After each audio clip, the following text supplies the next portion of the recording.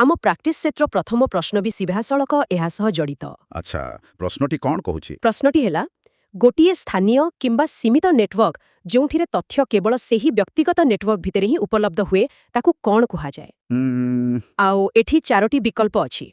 ए extranet, B intranet, सी cloud system आउ D world wide web माने www। हाँ एई प्रश्नर केन्द्रबिंदु ही होची एई दुईटी शब्द माने सीमित और व्यक्तिगत। एहार सठिक उत्तर होची इंट्रानेट। इंट्रानेट राइट, इंटरनेट नुहे। एकदम इंटरनेट और इंट्रानेट भितर रखिबा फरक को बुझिबा निहाती जरूरी। वर्ल्ड वाइड वेब बा साधारण इंटरनेट हेउची सहरर गोटिए सार्वजनिक पार्क भली जोठी कि जे केही भी जाई परिबे। हाँ किंतु गोटिए बड़ कंपनी निजर गोपनीय रिपोर्ट किंबा कर्मचारी व्यक्तिगत तथ्य को सेई खोला पार्क रे रखि पारिबो नाही तो ना बिल्कुल नुहे। सेथिपाई सेमाने निजर गोटिए स्वतंत्र इंटरनेट तैयारी करंती। एथिरे बाहर लोकंकर एंट्री मना। ओहो आउ बाकी ऑप्शन गुड़ाक अच्छा क्लाउड सिस्टम हेउछि इंटरनेट माध्यमरे तथ्य साइति रखिबारे गोटिए व्यवस्था। सेटा संपूर्ण अलगा। आउ एक्स्ट्रानेट होछि इंटरनेटर टिके बड़ रूप जोठी कंपनी निजर किछि विश्वस्त क्लायंट बा पार्टनरंकु सीमित अनुमति देइथाय। अर्थात आमे कहि पारिबा जदि इंटरनेट हैला कंपनीर वीआईपी क्लब तेबे एक्स्ट्रानेट हैला सेई क्लबर गोटे स्वतंत्र अतिथि गृह। हाँ जोठी कि खाली निमंत्रित अतिथि ही आसी पारिबे। बढ़िया एबे एठी गोटिए बड़ प्रश्न उठुछि।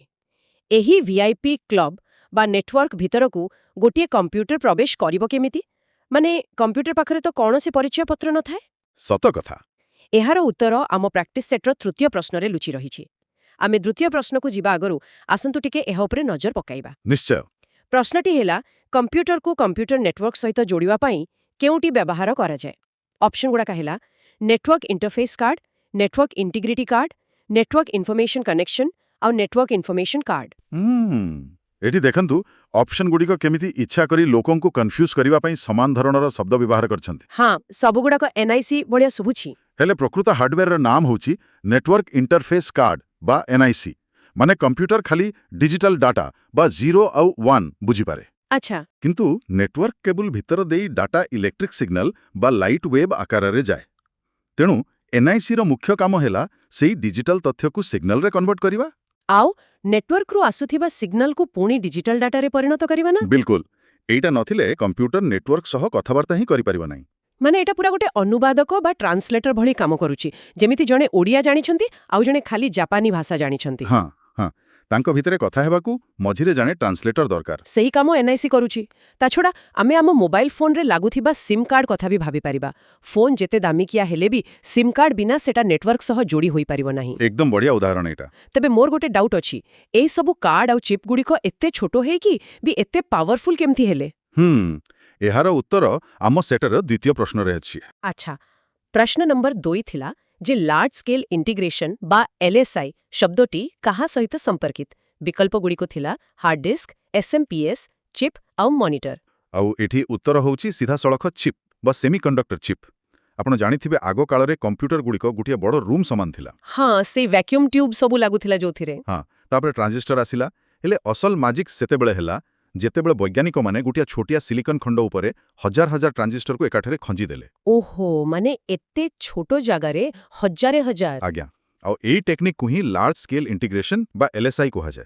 फोटोलिथोग्राफी व्यवहार करी आलोक रश्मि साहाय्य सिलिकन उपरे बहुत सूक्ष्म सर्किट अंका जाए। बापरे ए एलएसआई जोगु ही माइक्रो प्रोसेसर तैयारी होई पारिछि और कंप्यूटर आज आम हाथ मुठारे।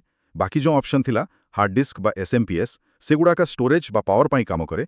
एलएसआई सह तार सीधा संपर्क नाही।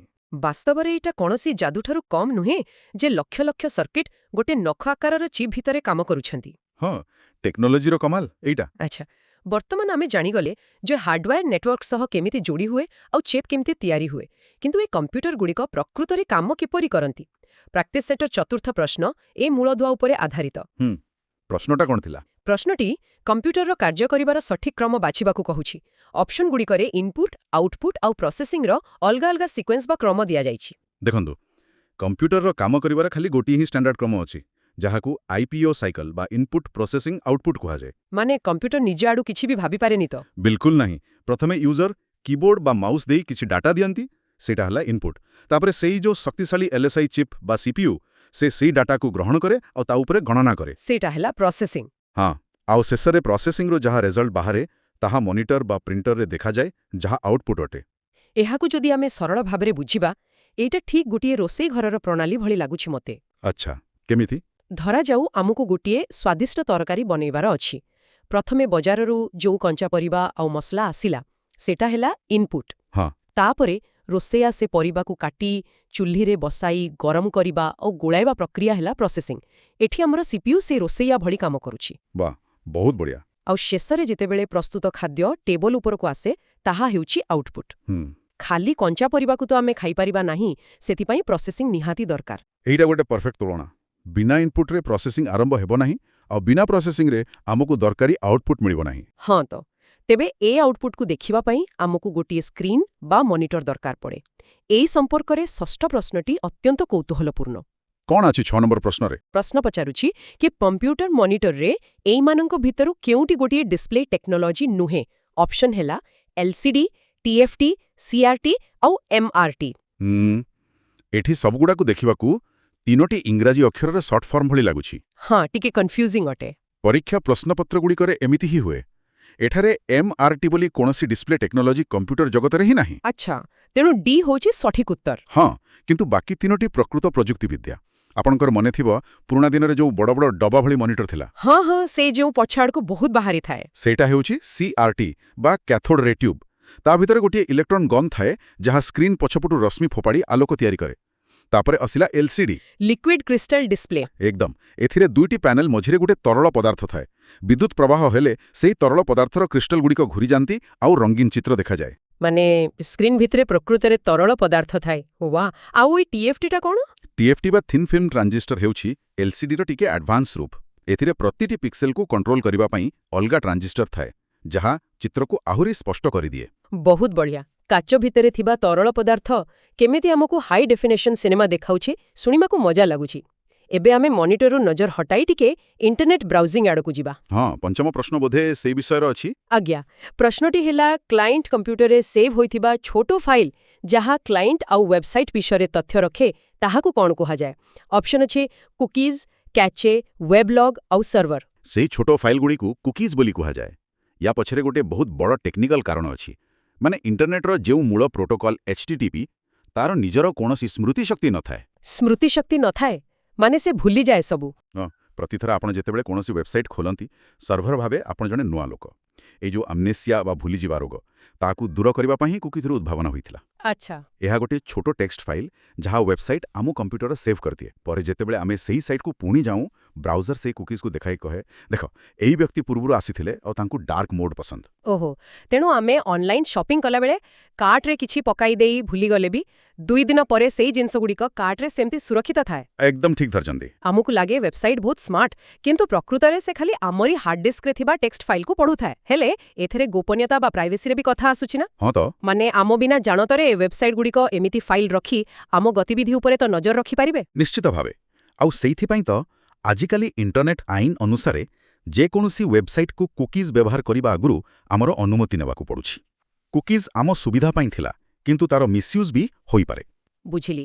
ଏହି ତଥ୍ୟ ଆଦାନ ପ୍ରଦାନରୁ ଆମେ ପ୍ରାକ୍ଟିସ୍ ସେଟ୍ର ପରବର୍ତ୍ତୀ ବିଭାଗକୁ ଯାଇପାରିବା, ଯାହା ଡାଟା ସେୟାରିଂ ଆଉ ନେଟୱାର୍କିଂ ଉପରେ ଅଛି। ଆଚ୍ଛା। ସପ୍ତମ ପ୍ରଶ୍ନଟା ହେଲା, ଫାଇଲ୍ ସେୟାରିଂ ପାଇଁ 2ଟି କମ୍ପ୍ୟୁଟରକୁ ସିଧାସଳଖ କେଉଁ ମାଧ୍ୟମରେ ଯୋଡ଼ାଯାଇପାରିବ? ଅପସନ୍ ଅଛି ଇଥରନେଟ୍, ୱାଇଫାଇ ଆଉ ବ୍ଲୁଟୁଥ୍। ଆଉ ବିକଳ୍ପରେ ଏଗୁଡ଼ିକ ମଧ୍ୟରୁ କେଉଁଟି ବା ସବୁଗୁଡ଼ିକ ବ୍ୟବହାର ହୋଇପାରିବ ବୋଲି ପଚରାଯାଇଛି। ଏହାର ଉତ୍ତର ହେଉଛି ସବୁଗୁଡ଼ିକ। ଏହି 3ଟି ଯାକ ମାଧ୍ୟମ ବ୍ୟବହାର କରି ଆମେ 2ଟି କମ୍ପ୍ୟୁଟର ଭିତରେ ଫାଇଲ୍ ପଠାଇ ପାରିବା।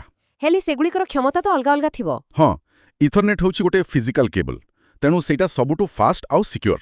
ୱାଇଫାଇ ହେଲା ରେଡିଓ ତରଙ୍ଗ ବ୍ୟବହାର କରୁଥିବା ୱାୟାରଲେସ୍ ମାଧ୍ୟମ, ଯେଉଁଟା ଆମେ ଘରେ ବା ବିଲ୍ଡିଂ ଭିତରେ ବ୍ୟବହାର କରୁ। ଠିକ୍।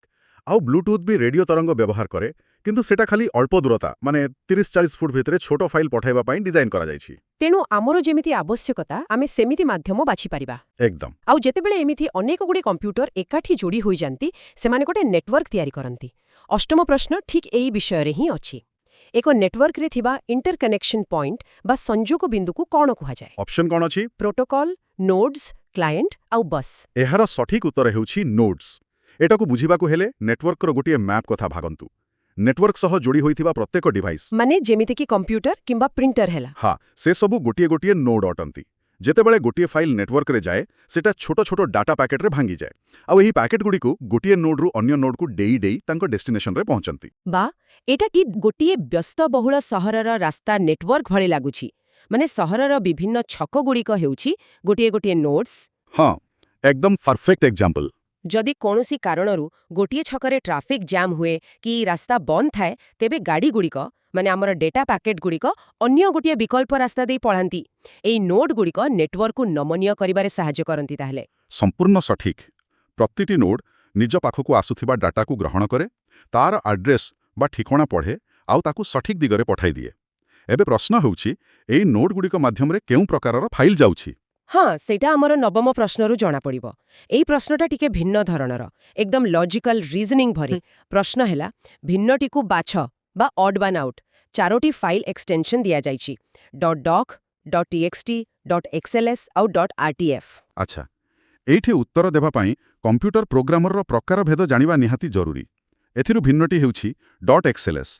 .xls କାହିଁକି? ବାକିଗୁଡ଼ାକ ତ ପ୍ରାୟ ସମାନ ଲାଗୁଛି। କାରଣ .doc, ମାଇକ୍ରୋସଫ୍ଟ ୱାର୍ଡ, .txt ସାଧାରଣ ନୋଟପ୍ୟାଡ୍ ଆଉ .rtf ଏଇ ତିନୋଟି ଯାକ ହେଉଛି ଟେକ୍ସଟ ବା ୱାର୍ଡ ପ୍ରୋସେସିଂ ଫାଇଲ୍। ଏଥିରେ ଆମେ ଚିଠି କିମ୍ବା ପ୍ରବନ୍ଧ ଲେଖୁ। ହେଲେ .xls ହେଉଛି ଗୋଟିଏ ସ୍ପ୍ରେଡସିଟ୍ ଫାଇଲ୍, ଯାହା ମାଇକ୍ରୋସଫ୍ଟ ଏକ୍ସେଲରେ ତିଆରି ହୁଏ। ଓହୋ, ଯୋଉଥିରେ ହିସାବ କିତାବ ହୁଏ। ହଁ, ତାର ଷ୍ଟ୍ରକ୍ଚର ସମ୍ପୂର୍ଣ୍ଣ ଅଲଗା। ସେଥିରେ ଟେବଲ, ରୋ, କଲମ ଥାଏ ଆଉ ମ୍ୟାଥମେଟିକାଲ ଫର୍ମୁଲା ବି ପକାଇ ହୁଏ। ତେଣୁ ସେଟା ଅନ୍ୟ ତିନୋଟି ଠାରୁ ଅଲଗା। ଏହାକୁ ଆମେ ଦୁଇଟି ଭିନ୍ନ ପ୍ରକାରର ଖାତା ସହିତ ତୁଳନା କରିପାରିବା। ଗୋଟିଏ ହେଲା ସେହି ସାଧାରଣ ରୁଲ୍ ଟଣା ଖାତା, ଯୋଉଥିରେ ଆମେ ଗପ ବା କବିତା ଲେଖୁ।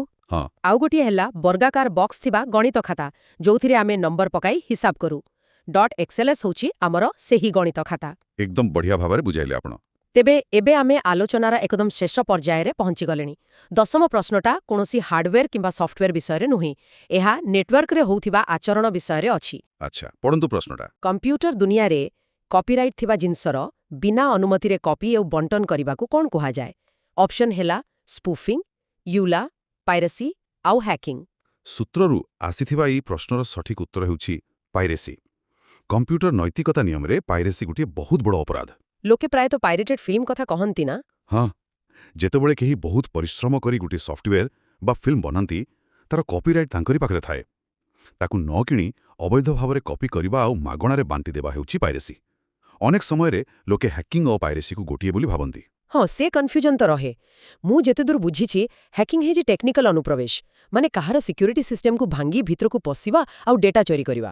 ହଁ, ତାକୁ ହିଁ ହ୍ୟାକିଂ କୁହାଯାଏ। ଏହା ଠିକ୍ କାହାର ବନ୍ଦ ଘରର ଠାରା ଭାଙ୍ଗି ଭିତରକୁ ପଶିବା ସହ ସମାନ। କିନ୍ତୁ ପାଇରେସି କ୍ଷେତ୍ରରେ କେହି କାହାର କମ୍ପ୍ୟୁଟର ତାଲା ଭାଙ୍ଗୁ ନାହାନ୍ତି।